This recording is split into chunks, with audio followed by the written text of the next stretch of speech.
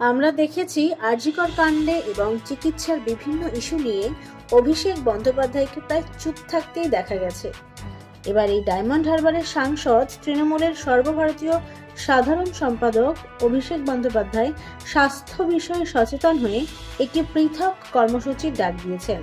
এই কর্মসূচির নাম দেওয়া হয়েছে সেবাশ্রয়, অর্থাৎ সেবা এবং আশ্রয়। এখানে আমন্ত্রিত চিকিৎসকদের জন্য থাকছে পৃথক প্রবেশপত্র। রাজ্যের বিভিন্ন প্রান্ত থেকে আসছে মডার্ন মেডিসিন, আয়ুর্বেদ বিভাগ মিলিয়ে হাজার সবাই যোগদান করছেন।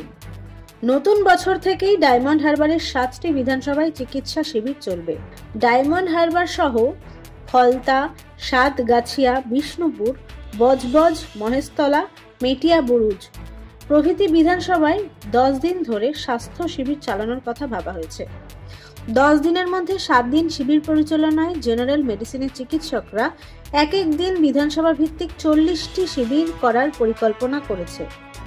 চিকিৎসকদের পরামর্শ সহ 6টি ইন ক্যাম্প এবং ডায়াগনস্টিক টেস্ট রয়েছে।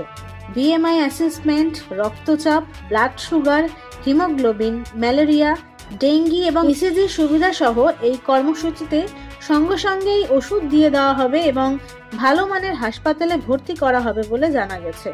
3 দিন সুপার স্পেশালিটি বিভাগের চিকিৎসকরা থাকতে পারেন।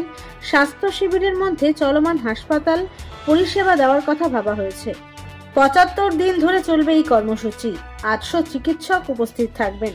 প্রতি শিবিরে অন্তত 2 জন বিশেষজ্ঞ চিকিৎসক থাকছেন। সংকটজনক রোগীদের জন্য জরুরি চিকিৎসার প্রয়োজন হলে 12টি সরকারি এবং বেসরকারি হাসপাতালে পাঠানো হবে বলে জানা গিয়েছে। ব্যুরো রিপোর্ট, ক্যালকলিং টিভি, কলকাতা।